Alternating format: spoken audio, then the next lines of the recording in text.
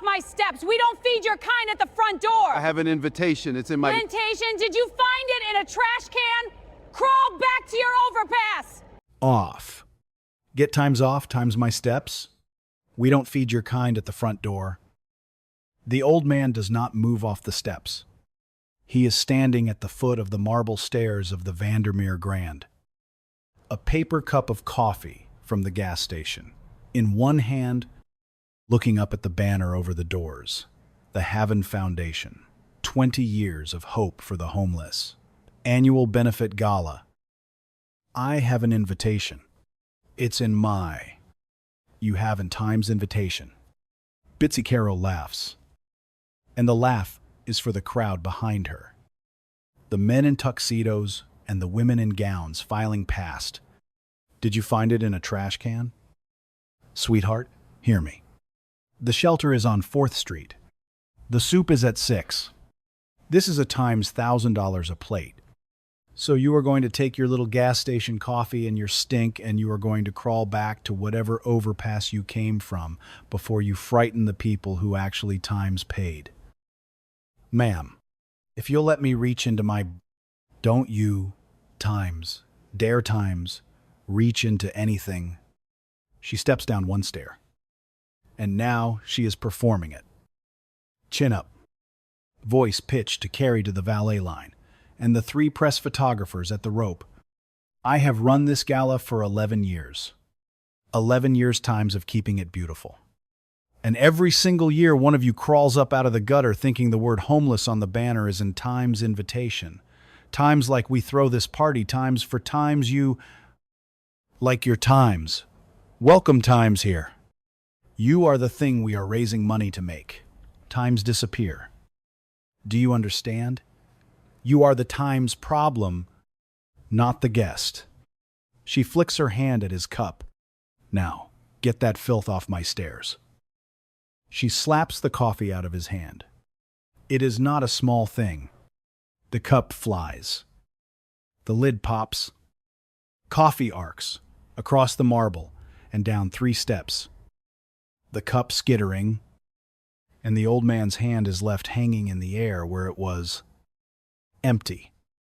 A few drops of coffee on his cuff. A woman in the entering crowd gasps. Then giggles. 2 more lift their phones. A man in a tux says, "Oh, somebody times handle this," and laughs into his champagne. The old man is 69 years old. His name is Solomon Reeve. And he is, though no one on these steps will understand it, for another 12 minutes, the anonymous donor who has funded the entire Haven Foundation for 20 years. $200 million. Every shelter bed it has ever paid for. Every meal. Every banner. The gala itself. The salary of the woman who just slapped his coffee into the gutter. He came tonight because it is the 20th anniversary. And on the 20th anniversary, he had finally decided to stop being anonymous, to walk up the steps, in the same kind of coat he wore the winter he nearly died on the street, and tell them at last whose money it was, and why. The invitation in his breast pocket is real. It is addressed to Times Mr. About. S. Reeve. Honored guest. You should not have done that. Solomon says, quiet. Avon. He does not look at the spilled coffee. He looks at her. Not to me. Not on these steps. Oh. It Time speaks. Bitsy throws it to the crowd. Delighted. It thinks it gets to give me times. Attitude. Donald? Donald. There is a vagrant on my front steps harassing my guests. A security contractor in a black suit comes down the stairs. Big. Unhurried. And get the hose. Bitsy says, and she means it. There is a decorative fountain and a groundskeeper's coil of hose at the base of the steps for the planters. And she points at it. And she is smiling. Because the donors are watching.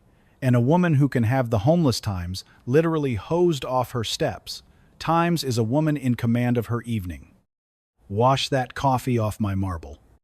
And wash him times off it while you're at it, if he won't walk. Donald looks at her. For 1 second, even the contractor hesitates. Do it. That's what I pay you for. The man is 69. The contractor takes the coil and turns the spigot, and a cold jet of water hits Solomon Reeve across the chest and knocks the empty hand down and soaks the shabby coat through. And the crowd on the steps makes a sound that is half a gasp and half a laugh. And 3 phones and 3 press cameras catch a wet, shivering old black man standing very still on the steps of a charity gala for the homeless while its chairwoman has him times hosed. And does not flinch. And does not run. And looks at her the whole time. There, Bitsy says, over the hiss of the water. Now times you match the gutter, Donald. Walk it to the curb.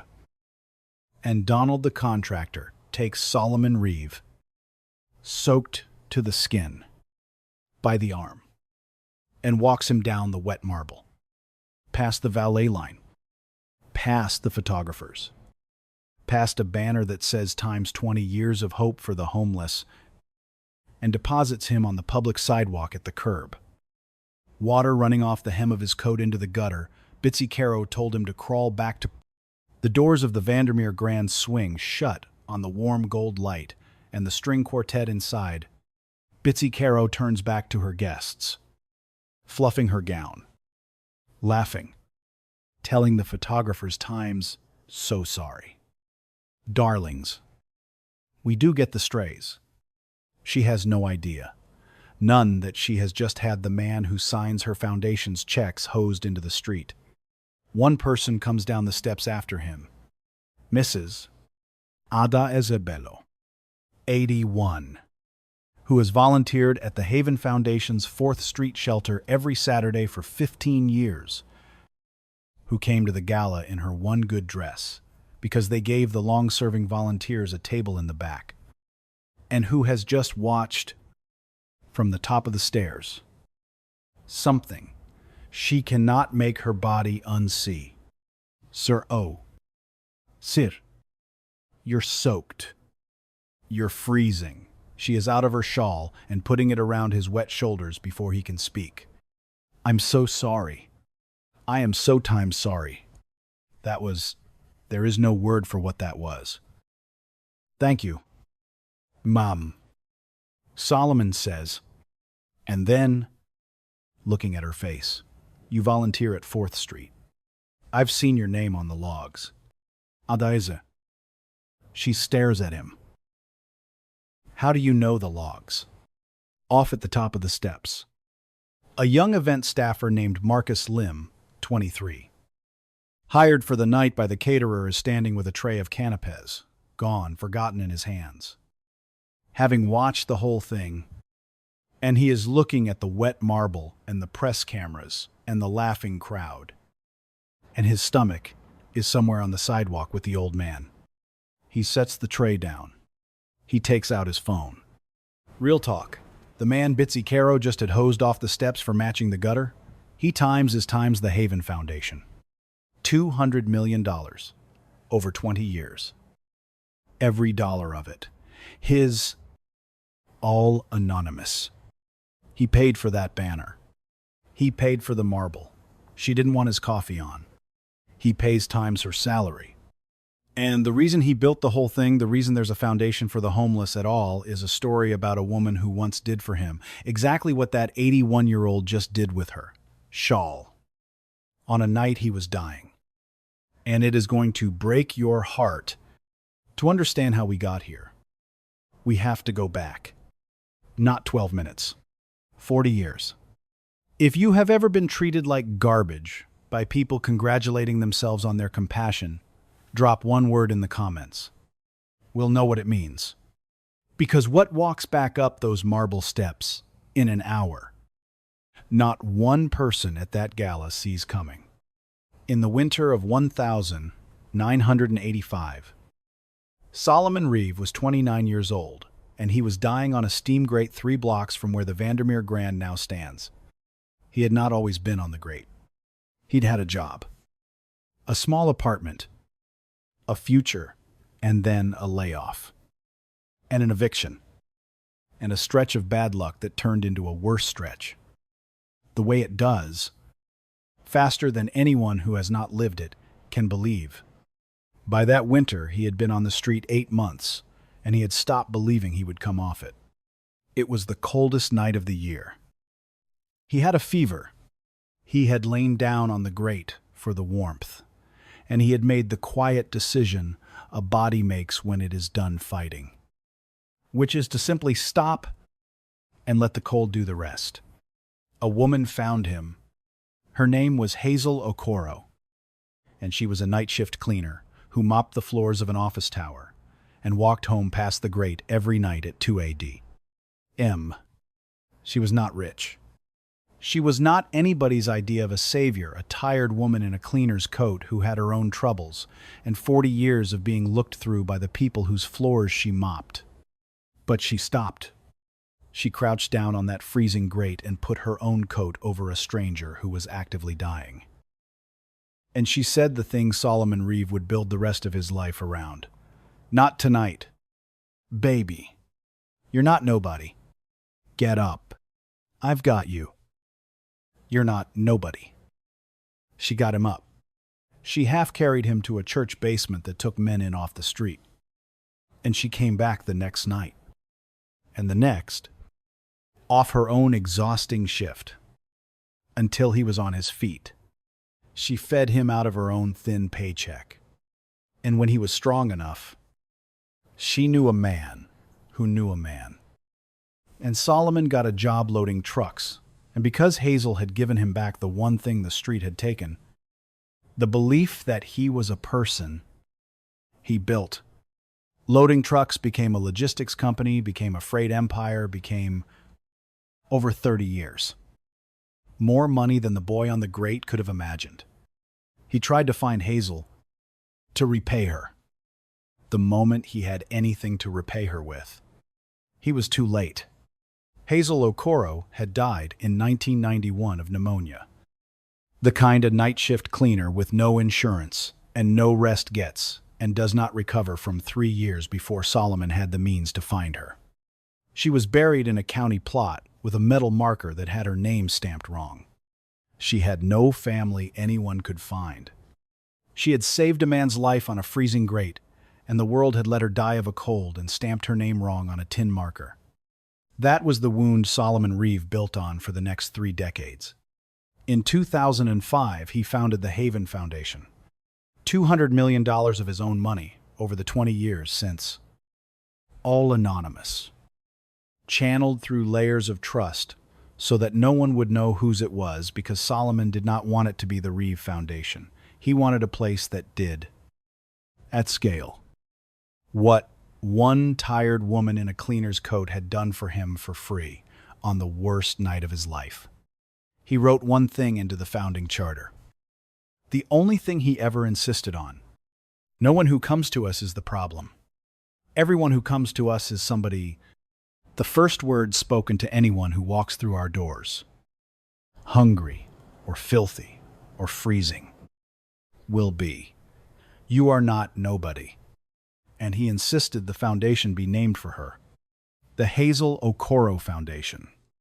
In the charter, in his own hand, so that the woman who saved my life, whom the world let die unknown, will have her name on every door. But Solomon was anonymous, and the dead don't enforce charters, and the living rewrite them.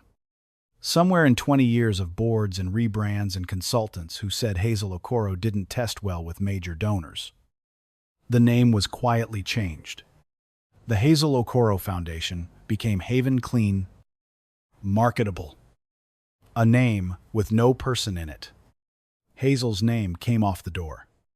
The charter line about times you are not nobody. Time survived only as a dusty motto in an annual report. No donor read. And the foundation built to honor a woman who stopped for a dying man on a grate became, over 2 decades, $1,000 a plate gala run by a woman who had a freezing man hosed off the steps. Solomon let it drift. The way the very rich let things drift when they are managing grief, instead of an institution. But this year was the 20th, and on the 20th, Solomon Reeve had decided he was done being anonymous. He was going to walk up the steps in a coat like the one he wore on the grate. Stand up at the gala. Tell them all whose money it was. And then tell them the name that belonged on the door.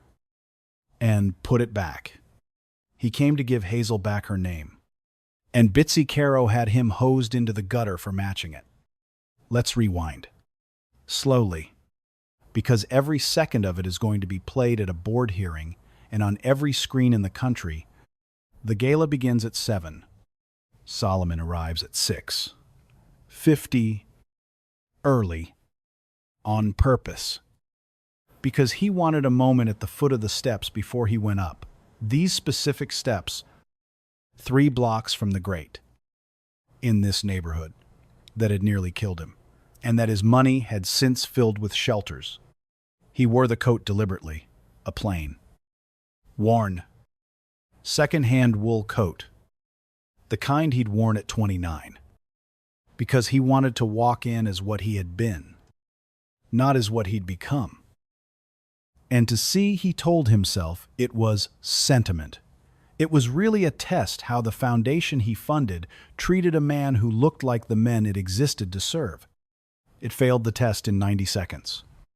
Bitsy Caro is 54. She has chaired the Haven Gala for 11 years. She is not staff.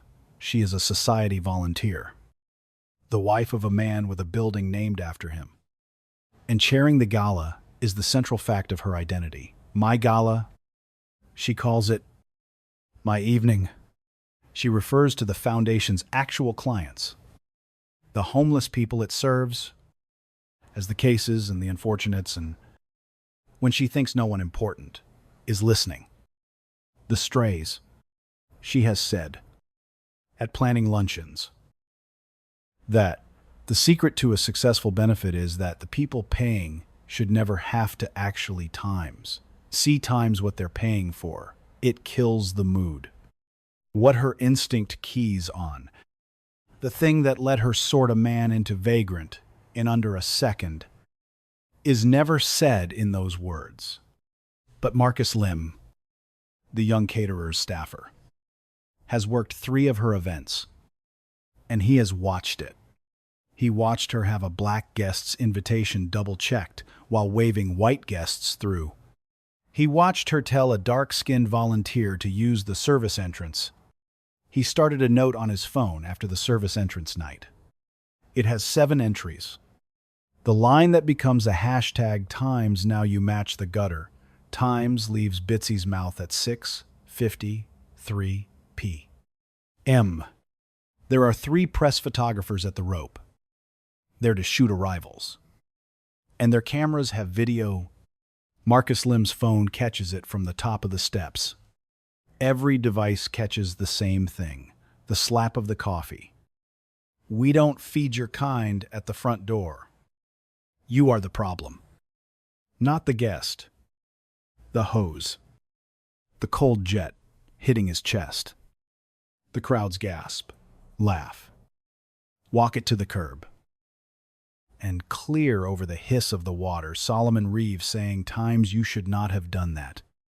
Not on these steps. Not raising his voice. Not once. Solomon is deposited at the curb at 6:55 p.m. Soaked through. He does not call the police. He does not call the press.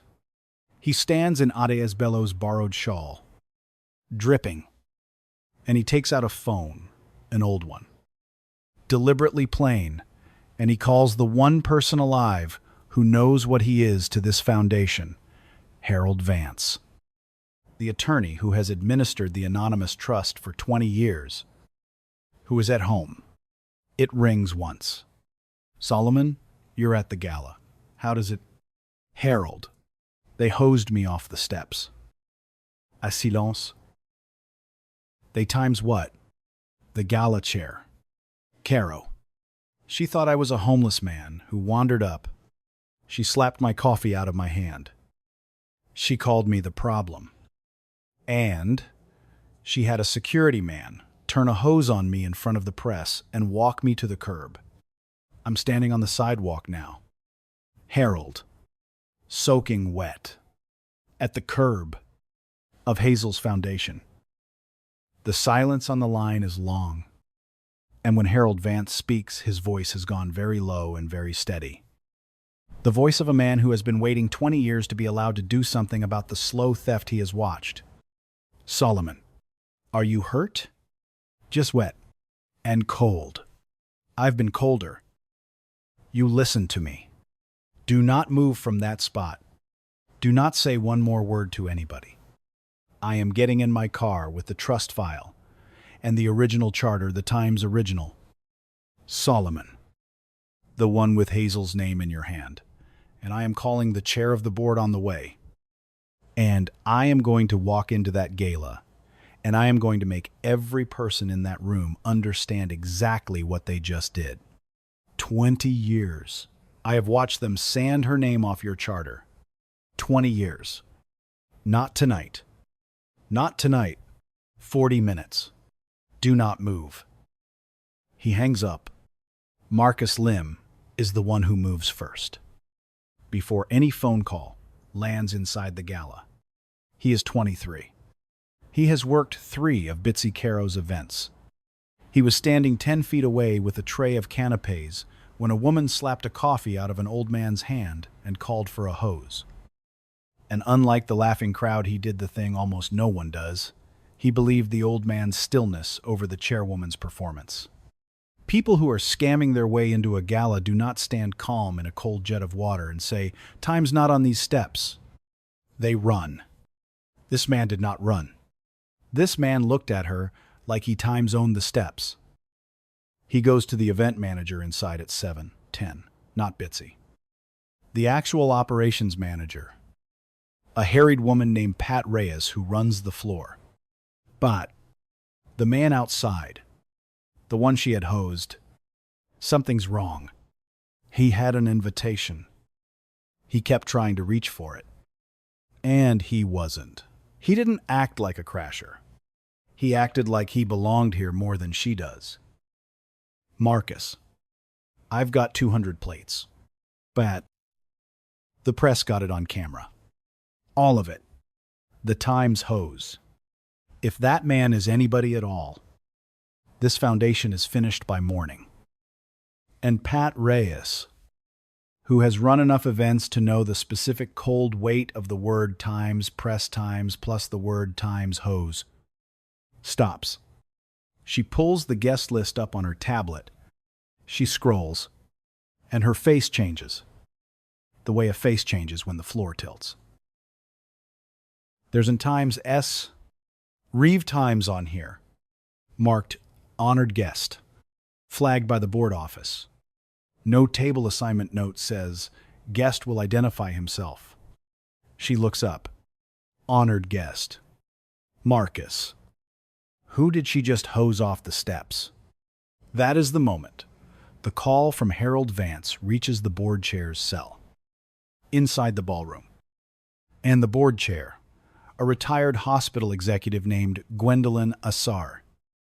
66. The only black woman on Haven's board, and the one person on it who had quietly, for 3 years, been asking why the foundation's own clients were treated like an embarrassment at its own party, stands up from table 1 in the middle of the salad course with her phone against her ear and her face, the color of ash, and says, to no one, to everyone, where is the man Bitsy had removed from the steps? Where is he Times right now? It is Gwendolyn Assare who goes out the doors herself.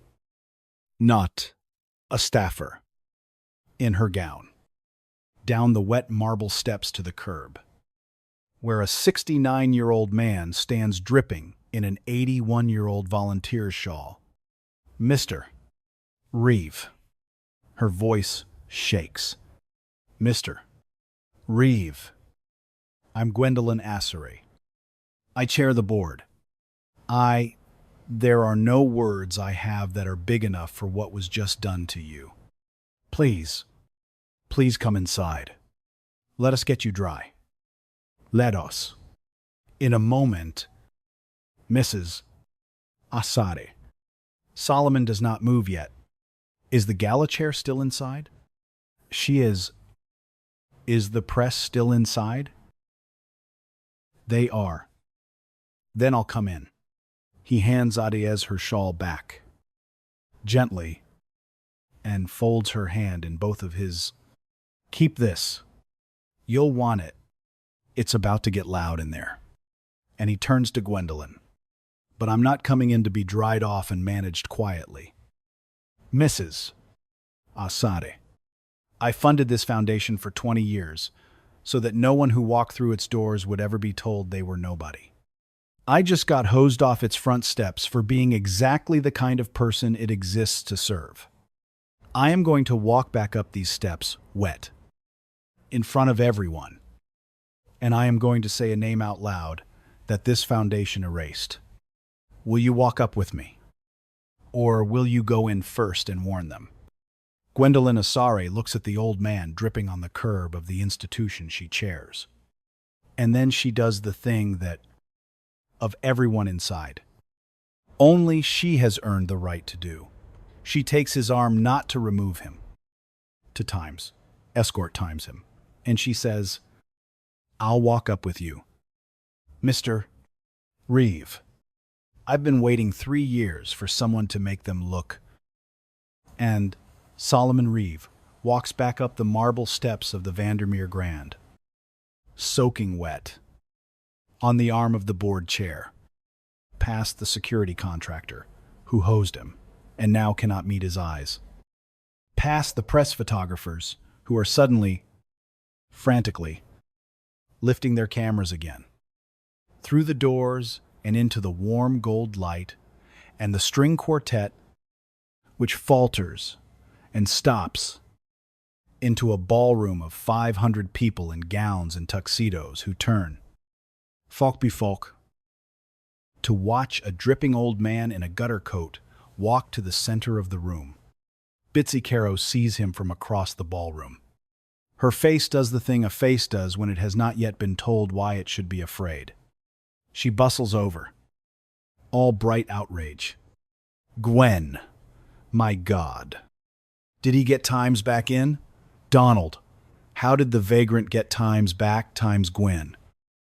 I had this handled. This is exactly the kind of element we cannot. Bitsy. Gwendolyn Assery's voice cuts across the silent ballroom. This is Mr. Solomon Reeve. For 20 years, every dollar this foundation has ever spent, every shelter bed, every meal, this room, this gala, your Times, 11 years of chairing it has been his. He is the anonymous donor. He funds heaven, all of it. You slapped the coffee out of his hand. You called him the problem. And you had him Times hosed off the steps. The sound that goes through the ballroom is not a gasp. It is lower than a gasp. It is 500 people understanding, at once, what they are in the room for. Bitsy's mouth opens. There's no possible times way I could have known. He told you it was his coffee. He told you he had an invitation. He told you 3 times. This, from the doorway, Harold Vance. Silver-haired, breathing hard, the original charter in his hand. You did not ask his name. You asked for a Times hose. And Solomon Reeve, dripping on the parquet in the center of the most expensive party in the city, finally speaks, and the whole room leans in to hear it, because he does not raise his voice. He never once raises his voice. You said I was the problem, not the guest. He looks at Bitsy Caro. 40 years ago, I was dying on a grate 3 blocks from this room. and a tired woman in a cleaner's coat stopped and put her coat over me and told me I was not nobody. I built this entire foundation so that what she did for me would be done for everyone who walks through its doors. I named it for her. Her name was Hazel Okoro. He turns, slowly, to the room. Go look at the door of this foundation. Go look at the banner. Her name isn't on it anymore. You took her name off because it didn't test well. And tonight you took a hose to the kind of man she saved. He looks back at Bitsy, and his voice does not rise. And that is what makes it unbearable. You should not have done that. Not on these steps. Not in her house. Marcos Lim, at the edge of the room, stops recording. He has it all. He uploads it to a private account at 7:48 p.m. He has 31 followers. Biyadanashchip M. Lube. 000 views. By midnight, 2 millions. By the next afternoon, 1 million. Real talk. What shatters people about this one isn't even the slurs. Though times we don't feed your kind, times and times now you match the gutter, times are about as bad as it gets. It's the times hose. You watch a woman at a charity gala times for the homeless times turn a literal hose on a freezing old man to wash him off her marble like he's dirt, while 500 people in tuxedos laugh, and then you find out he paid for every plate in the room. And he built the whole thing, because a stranger once saved his life on a grate. And they erased her name. People can sit with cruelty. They cannot sit with cruelty performed as times charity. Contempt. Wearing the costume of compassion, but that's the thing. The whole internet cannot put down. Number not on these steps. Trends by 8 the next morning. Used 410,000 times in a day. Almost all from people who know what it is to be treated like garbage, by the very people congratulating themselves on caring. A shelter worker in Phoenix. The board members who fund us won't make eye contact with the people in the beds. I've watched it for a decade. A formerly homeless man in Detroit. They love the homeless. They hate the actual man in front of them. I've been both to the same people in one night. A woman whose mother was a night cleaner. She gave away food she couldn't spare to people on her walk home. Died with nothing. They named the building after the donor. Her name was Hazel No. Mine was Grace. But there's a Hazel in every one of these stories. Nobody writes her name down. The Haven Foundation's office issues a statement at 10:50 a.m. It is 81 words long.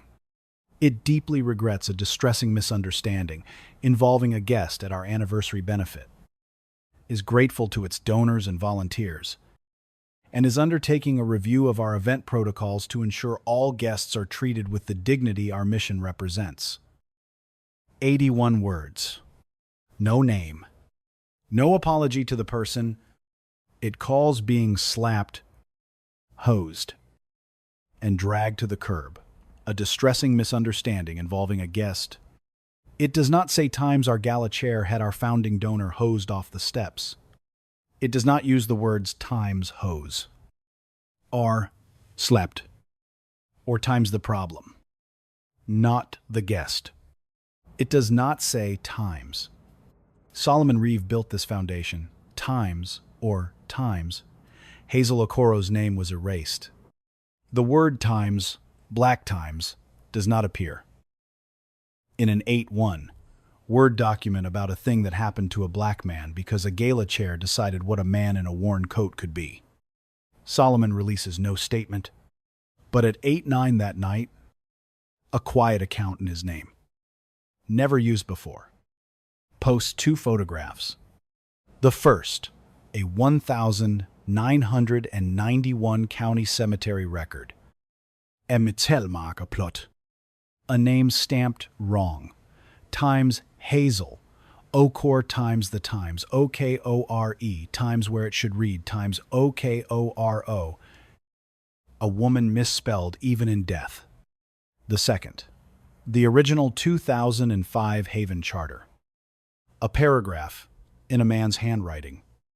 One line legible, named for Hazel Okoro, who told a dying man he was not nobody. The caption is one sentence. A night cleaner named Hazel Okoro saved my life on a freezing grate in 1985 and died unknown, with her name stamped wrong on a tin marker. I built a foundation to honor her and named it for her. They erased her name because it didn't test well. Last night, they hosed a man like me off its steps. That post is shared too, 4 million times in 3 days. The contempt has only changed clothes. It has not left the building. That is what Haven does not understand yet. The hose. The times match the gutter. That was not the contempt. That was just the part the cameras caught. The first withdrawal lands at 9:30 a.m. Saturday. It is not subtle. The Vandermeer Grand itself, the venue, a luxury hotel that trades on its own image, announces it is permanently severing its association with the Haven Foundation's events. B11 a.m. The three corporate sponsors whose logos were on the Gala step and repeat, a bank, a luxury car maker, a champagne house withdraw within the same hour. The champagne house's one-line statement reading simply, "There is no version of our brand that survives that footage." B12 p.m. The city's Homeless Services Coalition publicly cuts ties. Its director saying the gala had become a monument to everything that is wrong with how this city performs charity. B4 p.m. Two of Haven's own shelter site landlords announced they will donate their lease income back to the people the foundation forgot it was for. Money and reputation as gravity, not vengeance. Solomon causes none of it. He does no interviews. On Saturday evening, he does not go to his house in the hills. He drives, in an ordinary car, to the county cemetery on the edge of town, to the plot with the tin marker that spells Hazel Okoro's name wrong. And he sits on the cold ground beside it, the way she once sat beside him on a cold grate. And he does not feel triumph. He feels grief. 40 years. He came off the grate and built an empire and gave $200 million away in her name. And the name still came off the door. And she still died of a cold. The world decided a cleaning woman didn't need a doctor for. And no amount of money or viral video brings back the woman who told a dying stranger, "Times you're not nobody." The whole world knows her name today. She is not here to hear them say it. His phone rings. Harold Vance. Solomon. I have to ask you something. And you can tell me to hang up. The name, the charter. Did the board times know times they were erasing her? Was it a mistake? Or was it a decision? Harold. Solomon says, you administered the trust. You watched it happen. There's a 2014 rebrand memo with a line in it about how Okoro was a barrier to high net worth engagement. That's not a mistake. That's a sentence somebody got paid to write. The question was never whether they knew. The question is what we do now, that the whole world knows too. A long breath. What do you want to do? I want to put her name back. Solomon says, on the door, on her grave. And then I want to find out how a place built to tell people they're not. Nobody learned to hose them off the steps. Will you help me do that? Or just help me sue them? Solomon. Harold says, I'll help you do exactly what that charter says, which I should have read aloud to that board 10 years ago. And I will carry that the rest of my life. Priya Anand is a 48-year-old investigative reporter at the Times, Sentinel Times, who has been circling the Haven Foundation for 10 months. Her tip came in the winter, from a former Haven development officer named Gregory Sod, who left in 2023 and told Priya, over coffee, that the foundation had quietly become a machine for laundering the reputations of its wealthy donors rather than serving the homeless, the Gala, and the Galas, like it consumed an enormous share of the budget, the $1,000 plates. The Stepan repeats. The consultants, while the actual shelter program had been cut and cut, beds reduced. The 4th Street site chronically understaffed, even as donations climbed. Worse, Sod said, the foundation had been turning away the hardest cases, the visibly ill, the addicted, the ones who presented badly to keep its published metrics clean for donors, exactly inverting its own charter. He estimated more than $30 million in donor money over a decade had gone to events, image, and overhead, rather than to a single bed or meal. Priya had been pulling threads. She had a source in finance. She had a spreadsheet. She was waiting. She is no longer waiting. On Saturday, she finds Solomon at the cemetery. She does not ask for an interview. She lays a folder on the cold ground beside the tin marker, a decade of budgets showing the collapse of the shelter program against the explosion of the event budget. The intake logs showing the hard cases turned away, and a list of names people refused service by a foundation that existed to serve them. Disproportionately the sickest, the poorest, the ones who looked most like a man on a grate, and clipped to the top because she found it and could not show him. The 2014 rebrand memo.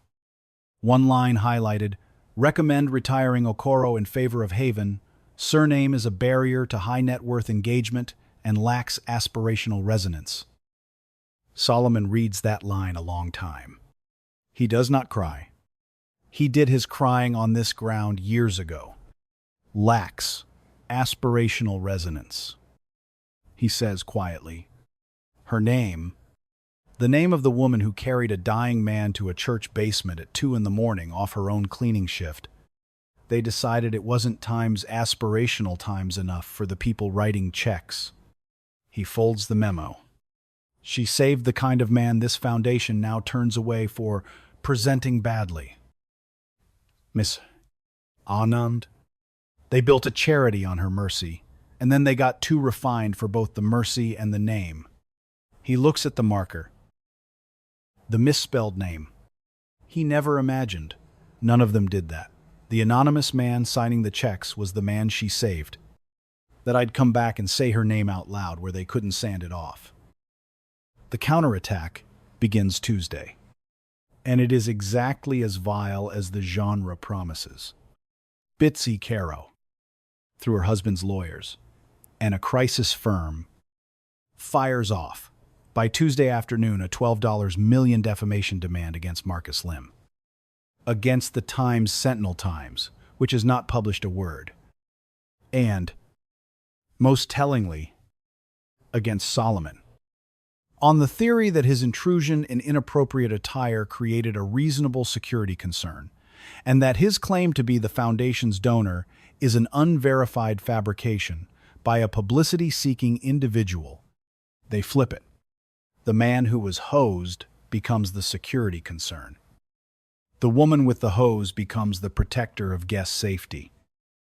The demand insists Marcus surrender his phone and any unauthorized recordings made on a private event premises, and insists Solomon and the Trust produce the original charter and all donation records for forensic authentication by the firm's chosen examiner, that is, it demands the proof that he funded everything to be handed to the people, with the most reason to bury it.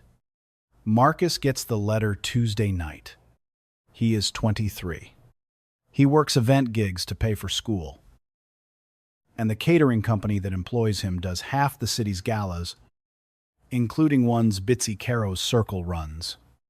He sits on his apartment floor and shakes for an hour and does not delete 1 second of footage. At the same time, the manufactured accounts bloom 11 of them, created Monday into Tuesday. 4 with stock photos, 3 with AI faces. Reeves staged the whole thing. No real donor shows up dressed like a vagrant.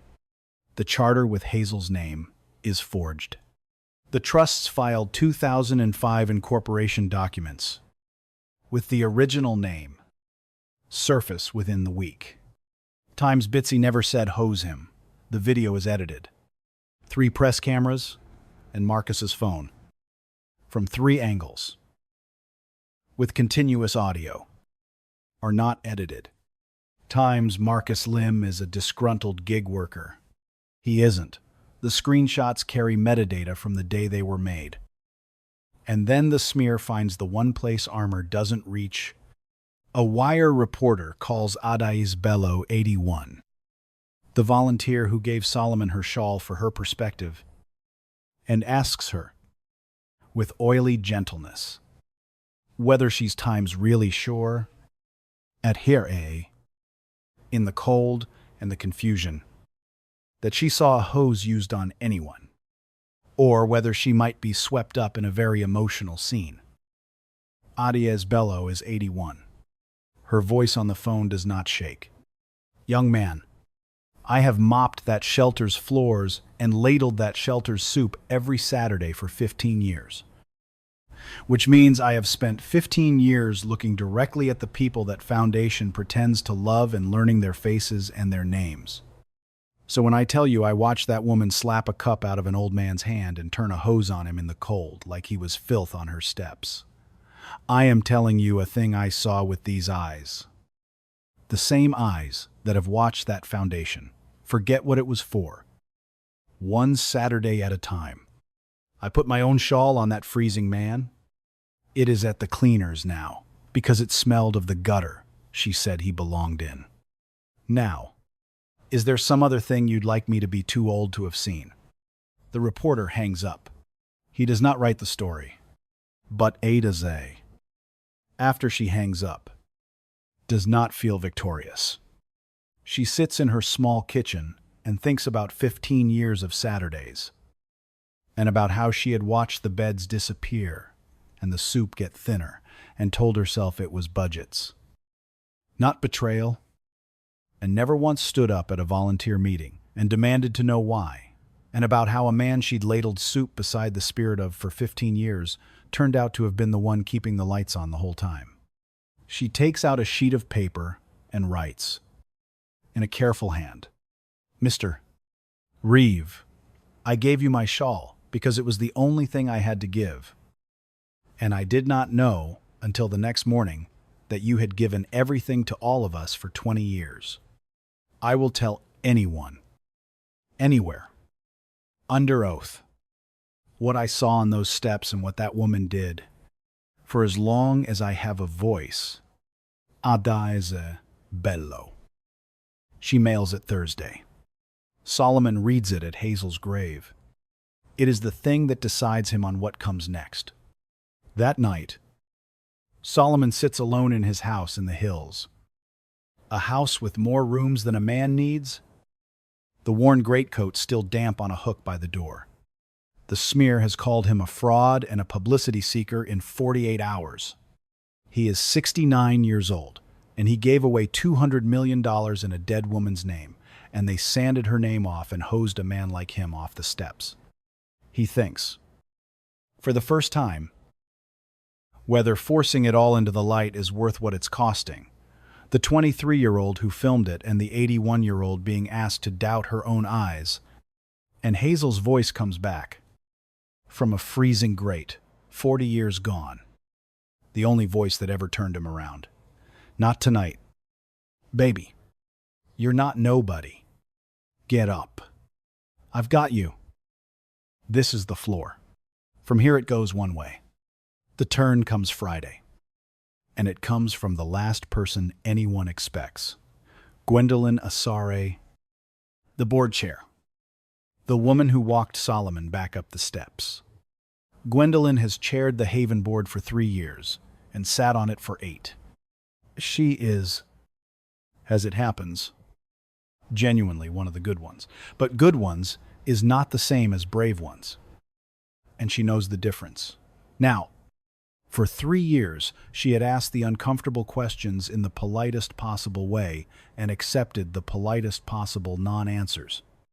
She had heard Bitsy Caro call the clients strays and said nothing. Because Bitsy's husband was a major donor, and rocking that boat would have cost a woman who was already the only black face in the boardroom. She had let the name Okoro stay erased, because by the time she joined, it was already gone, and reopening it would have been divisive. Watching a man get hosed off the steps of the foundation she chairs, and then learning he was the founder, and that the erased name was the name of the woman who saved his life, is what makes it unbearable. On Friday morning, Gwendolyn Asare walks into the Times-Sentinel, offices with a banker's box. Inside, 8 years of board minutes. With her own private margin notes, flagging the program cuts, and the event bloat she questioned and never forced to a vote. The 2014 rebrand memo in full. The Times, Okoro is a barrier to high net worth engagement. Times memo. And the board resolution that quietly adopted, it approved, she notes in a flag, in a consent agenda, with no discussion, because no one wanted to discuss it. And the email, the one Priya had heard rumors of and never seen, sent 11 days ago, the morning after the gala. Before the clip had fully broken from Bitsy Caro to 2 allies on the Gala committee. Subject line, times the steps situation. The body, in full, is greater than. I don't care if he turns out to be a donor. A filthy vagrant came up. My steps in a gutter coat and frightened my guests, and I handled it the way it needed to be handled. And frankly, if he's the donor, then he should know better than to show up looking like exactly the element we are trying to keep. The out of this event, it's $1,000 a plate precisely. So we don't have to look at people like that. The optics of the water are unfortunate, but the principle is sound. Keep everyone on misunderstanding. Do not apologize for the dress code or the standards. And whatever happens, do not let anyone reopen the name issue. Haven tests fine, and Okoro is exactly the kind of thing that drags us back down market. That stays buried. That stays buried. There it is. Not a panicked split second on a chaotic step. A philosophy. In her own words. Typed 11 days after she had a freezing man hosed into the street. By a woman who timed still, after the whole world had watched, called him a filthy vagrant in a gutter coat, and gave the order to keep Hazel Okoro's name buried times on purpose. Because the name of the woman who saved a dying man drags us down market. The contempt on the steps and the contempt in the cover-up are one contempt. She never stopped. She just usually kept it off email, and this time, cornered. She didn't.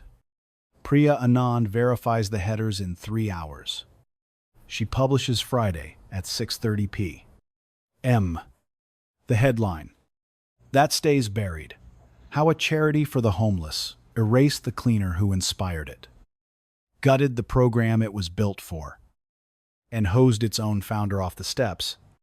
The story is 400 words. It runs the step and repeat footage from 3 press angles. The 2014 Times barrier to high net worth engagement Times memo. The Times that stays buried, Times email. The trust-authenticated 2005 charter in Solomon's hand, naming the foundation for Hazel Okoro. The gutted program budgets. The turned-away clients. And 80s Bellows signed statement. It runs the misspelled tin grave marker beside the line from the charter, named for Hazel Okoro, who told a dying man he was not nobody. By midnight, the Times-Sentinel servers have crashed twice. It is the most read story in the paper's history. Bitsy Caro is removed as Gala chair, and from the board Saturday not steps back to focus on family. But a release, drafted by Gwendolyn Assar, over the crisis firm's objection, using the words "times removed for cause" and "times the foundation acknowledges that Mr. Solomon Reeve is its founding donor, that it was originally chartered as the Hazel Okoro Foundation, and that its program was diverted from its mission, and times we failed the people we exist to serve, and we failed the woman whose name we erased." The exact name Bitsy ordered to stay buried is now the name the foundation is forced to restore. The State Attorney General's Charities Bureau opens an inquiry into the diverted program funds. The $12 million defamation demand is withdrawn. Sunday, in light of new information. Marcus Lim's name, by Sunday night, is on a list of people 3 better employers are quietly trying to hire, and the Times Sentinel's readers have done a thing for him too. Faster than anyone can track. The foundation offers Solomon a settlement Saturday afternoon, which is absurd, since it is his money, and everyone in the room knows it.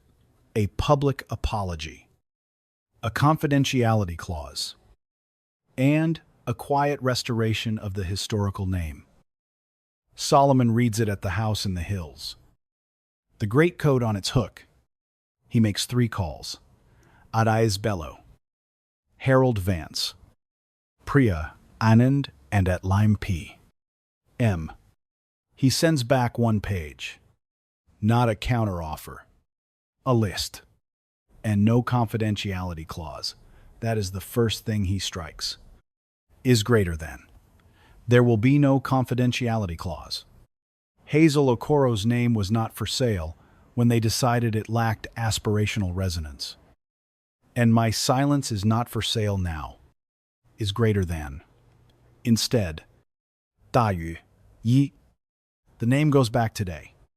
The Hazel Okoro Foundation.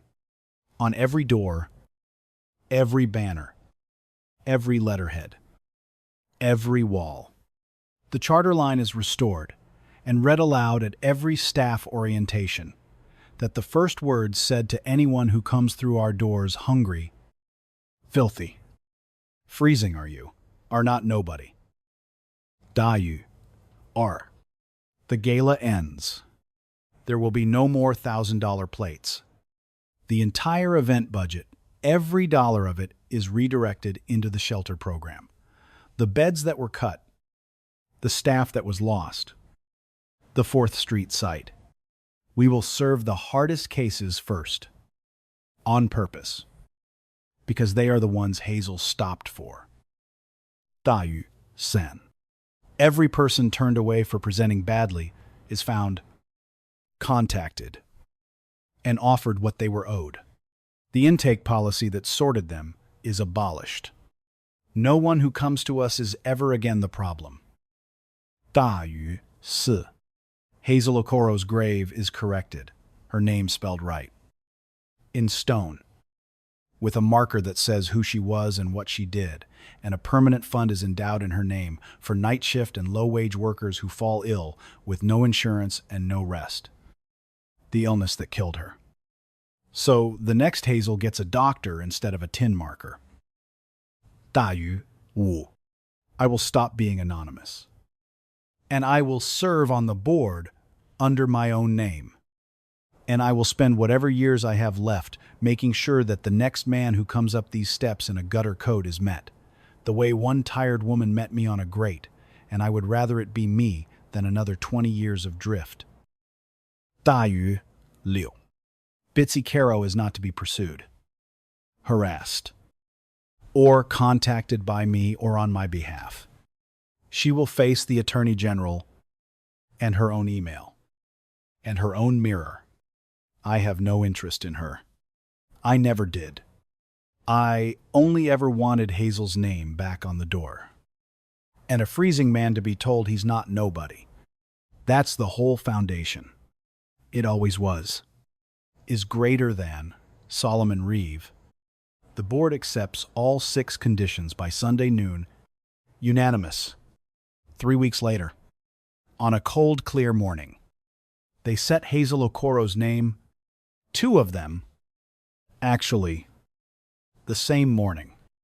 First, at the county cemetery on the edge of town. A new headstone replaces the misspelled tin marker granite. Her name cut deep and correct at last. Hazel Okoro. 1,948. 1,991. She stopped for a dying stranger on the coldest night and told him he was not nobody. He never forgot. Neither will we. And then, across town. The brass letters going up over the doors of the 4th Street shelter, where the soup is and the beds are. The name the foundation was always supposed to carry, the Hazel Okoro Foundation. There is no Gala. There is no marble. There are 9 people at the shelter door on 4th Street. Harold Vance, Priya Anand, Marcus Lim, who is no longer an event gig worker, but the foundation's first dignity officer, a job Solomon invented, whose entire work is making sure no one who comes through the doors is ever treated as the problem. Gwendolyn Asari, standing a little apart. The way a person stands when they have done a right thing 3 years late and know it does not buy back the 3 years. 80, 1-year-old Adize Bello, in her one good dress. The shawl back from the cleaners and around her own shoulders now, and a handful of the men and women from the beds inside, who came out into the cold to watch. Because somebody told them the name was changing and that it mattered. Solomon Reeve does not give a speech. He is in the worn coat again, the great coat. Dry now, because he wanted to stand under Hazel's restored name as what he had been, not as what he became. One of the men from the shelter, an old man himself, weathered, in a coat as worn as Solomon's, comes up beside him and looks at the brass letters going up, and reads the name, and asks the question. A man like that asks, who was she? Hazel? And Solomon Reeve turns to him, not to the small crowd. To him, the one man in a worn coat, and says, quiet. She was a cleaning lady who found me dying on a grate 40 years ago. 3 blocks from here. On a night just like this one. She didn't have anything. She gave me her coat anyway. She told me I wasn't nobody, and she didn't leave until I believed it. He looks at the brass letters. Everything in this building, the beds, the soup, the heat. It's just me trying to be her. For as many people as the money will reach, he looks back at the old man. You came through these doors. So somebody already told you, or they're about to. But in case they haven't, and he says it the way she said it, the exact words, 40 years carried in them. You're not nobody. Get up. We've got you. And the old man in the worn coat, who has been called many things on many steps, who has been hosed and moved along and looked through, who came out into the cold, half expecting to be told once more that he was the problem. Here's a stranger in a coat like his own, say times you're not nobody. Under the brass name of a woman who once said it on a grate. And he cannot answer. And he doesn't have to. Ade Bello turns her face away. Marcus Lim looks at the ground. None of them say anything. Because there is nothing to say. Outside, the cold, clear light comes down on 4th Street. On a shelter with a real name over the door now. 3 blocks from a steam grate, where a man was once dying and a tired woman stopped. The light has not changed. The cold has not changed. It is the same cold that nearly took him, and the same cold Hazel walked home through every night at 2 a.m. The work has not changed. Only the name on the door has changed. And the name is enough. Real talk. Solomon Reeve could have taken the quiet apology and kept his anonymity and walked and not one soul on earth would have blamed him. 40 years. A woman who saved his life and died of a cold, with her name stamped wrong. A foundation that sanded her off its own door. He didn't walk. He stayed. He put her name back on the building and on her grave. Spelled right at last. He killed the $1,000 Gala and poured every cent of it back into beds and soup. He made them find every person they'd turned away for presenting badly and served them first. He built a fund so the next night shift worker who gets sick gets a doctor instead of a tin marker. And he stood in a worn coat under her restored name and told a stranger in a worn coat the exact words she told him on a grate 40 years ago. And Ades Bello, 81. 15 years of Saturdays came down the steps and put her own shawl on a freezing man when 500 people in tuxedos laughed. Nobody came down the steps for Hazel Okoro in 1985, except one tired cleaner. Nobody came down them this time except one tired volunteer. That's not a coincidence. That's the whole story. That's the part that doesn't make the headline. The contempt didn't start on those steps, and it won't end with brass letters. Somewhere tonight, in some other glittering room, raised to celebrate compassion, someone is being treated like garbage by the people who came to feel good about caring, looked through, moved along, told with a smile that they're the problem and not the guest. That the word on the banner was never an invitation meant for them. Sometimes the man in the gutter coat funds the whole foundation. Sometimes the freezing stranger is the reason there's a foundation at all. If you've ever been treated like garbage by people congratulating themselves on their compassion, drop one word in the comments. We'll know what it means. And if this moved you, share it with someone who needs to hear. Tonight, in case no one has told them, you're not nobody. Her name was Hazel Okoro. It's on the door now. Say it.